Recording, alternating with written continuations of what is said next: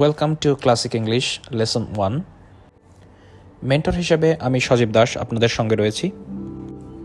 Professional লাইফে আমি বাংলাদেশ পুলিশের সহকারী পুলিশ সুপার হিসেবে কর্মরত আছি। আমার দীর্ঘ 10 বছরের ইংলিশ টিচিংয়ের অভিজ্ঞতা থেকে আমি এই পার্টিকুলার কোর্সটি শুরু করেছি। এটা কমপ্লিটলি ফ্রি অফ কস্ট এবং আমি আশা করি যাদের একজন মেন্টরের অভাবে ইংলিশের বেসিকে দুর্বলতা রয়েছে তাদের ক্ষেত্রে এই কোর্সটি খুবই উপকারী হবে এবং আপনারা এই কোর্সের শেষে বুঝতে পারবেন যে আপনাদের ইংলিশের বেসিকটা কতটুকু স্ট্রং হয়েছে এবং যে কোনো competitive exam at the same time যদি আপনি আইএলস এক্সামিনি অথবা একজন টিচারও হন তাহলেও এটা আপনার জন্য উপকারী হতে যাচ্ছে। লেসন অনে আমরা দেখব আমরা পুরো কোর্সটা থেকে কি কি জানতে যাচ্ছি। That is it's an overview of the total course. আমরা এটাকে সূচিপত্র হিসাবে ধরে নিতে পারি। ইউটিউবের গতানুগতিক ভিউ বাণিজ্য করা যে সমস্ত কোর্স আপনারা দেখতে পান সে সমস্ত কোর্সের মতো এটা হবে না। এটা একটু ব্যতিক্রমী কোর্স হবে এবং যারা প্রকৃতপক্ষে জানতে ইচ্ছুক রিয়েল লার্নার যারা তারাই শুধুমাত্র এখান থেকে উপকৃত হতে পারবেন। এখান থেকে আমার মনে হয় না কোনো বিনোদন বা এই ধরনের কোনো কিছু আপনি পাবেন। শুধুমাত্র যারা প্রকৃতপক্ষে বেসিক ইংলিশ সম্পর্কে জানতে চান এবং ইংলিশের ভিত্তিটা যারা আরও স্ট্রং করতে চান তাদের জন্য এই কোর্সটি।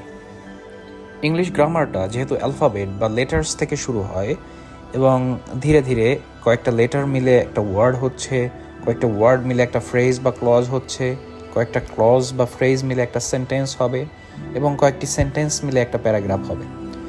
তো আমরা এভাবে ধাপে ধাপে শিখব এবং প্রত্যেকটা জিনিসের সঙ্গে রিলেটেড যত গ্রামেটিক্যাল আইটেম আছে এবং রুলস আছে সেগুলো আমরা ঠিক ওই পার্টিকুলার চ্যাপ্টারে জেনে নেব।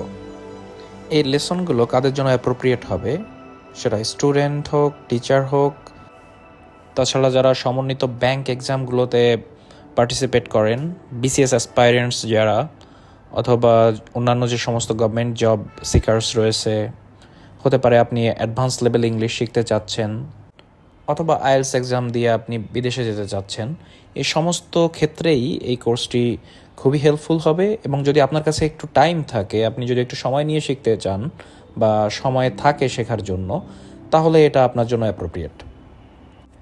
তো আসুন দেখা যাক এই কোর্সটাতে কি কি থাকছে। প্রাথমিকভাবে আমরা লেটার রিলেটেড সমস্ত কিছু জানব, যেমন ভাওয়েল, কনসোন্যান্ট, এগুলো প্রোনাউন্সিয়েশন কীভাবে হয়, সিলেবালস কীভাবে কাজ করে গ্রামেটিক্যাল আইটেমে। এরপর আমরা দেখব ওয়ার্ডসের সঙ্গে রিলেটেড কী কী গ্রামেটিক্যাল আইটেমস রয়েছে, যেমন পার্টস অফ স্পিচ। একটা স্পিচ বা একটা সেন্টেন্সের ভিতরে যতগুলো শব্দ বসতে পারে তার সবকটি কোনো না কোনো পার্ট অফ স্পিচের ভিতরে যাবে। এর সঙ্গে related determiners, prefix, suffix, spelling, word meaning এবং ওয়ার্ড মিনিং রিলেটেড বেশ কয়েকটি জিনিস রয়েছে, যেমন অ্যানালজি, এটা কিভাবে কাজ করে, সিনোনিম, অ্যান্টোনিম, এর সঙ্গে হোমোনিমও জড়িত রয়েছে। তো সমস্ত কিছু আমরা এই চ্যাপ্টারটায় দেখব। ওয়ার্ড জানার পরে আমরা দেখব কয়েকটি ওয়ার্ড মিলে একটি ফ্রেজ হচ্ছে, ফ্রেজগুলো কিভাবে অর্থ বহন করে এবং এগুলো কিভাবে ইউজ হয়। আমরা বিভিন্ন ফ্রেজাল ভার্বও দেখে থাকি, অনেক ক্ষেত্রে এগুলো মিনিং খুবই পরিবর্তিত হয়ে যায়। এগুলো কিভাবে ব্যবহৃত হচ্ছে এবং কি টাইপের ফ্রেজ ইংলিশ গ্রামারে ইউজ হয়ে থাকে। কয়েক ধরনের ফ্রেজ রয়েছে যেগুলো অনেকটা পার্ট অফ স্পিচের মতোই ডিফারেন্ট টাইপস হতে পারে।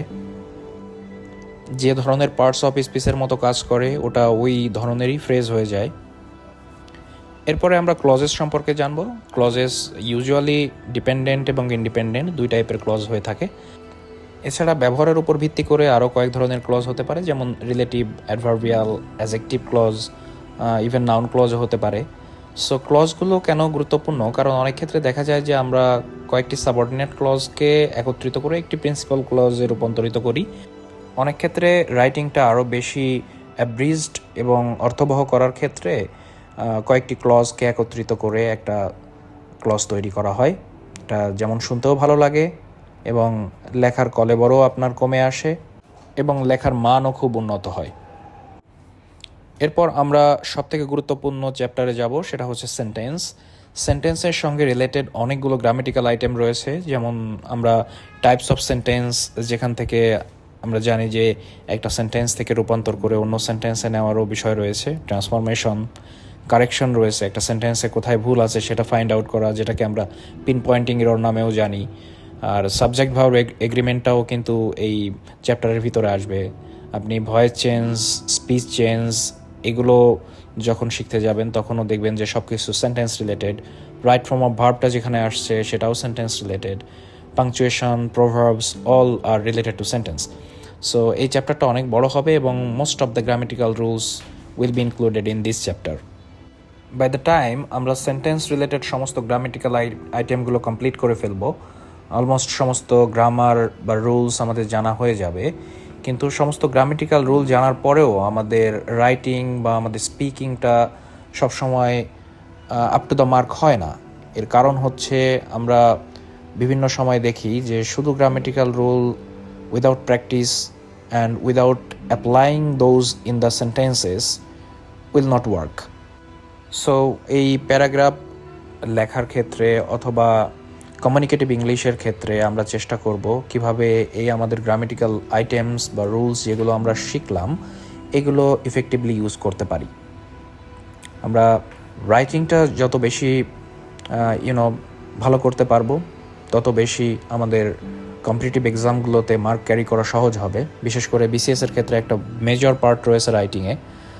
অ্যাট দ্য সেম টাইম আমরা দেখি যে আইএলস দেওয়ার সময়ও 2টা রাইটিং টপিক রয়েছে। তো সমস্ত কিছু বিবেচনা করে আমরা সমস্ত গ্রামেটিক্যাল আইটেম শেষ করার পর এই ধরনের কমিউনিকেটিভ ইংলিশের দিকে আগাবো। So that's all for today. Happy learning, and next ক্লাসে থাকছে words in details. Thank you.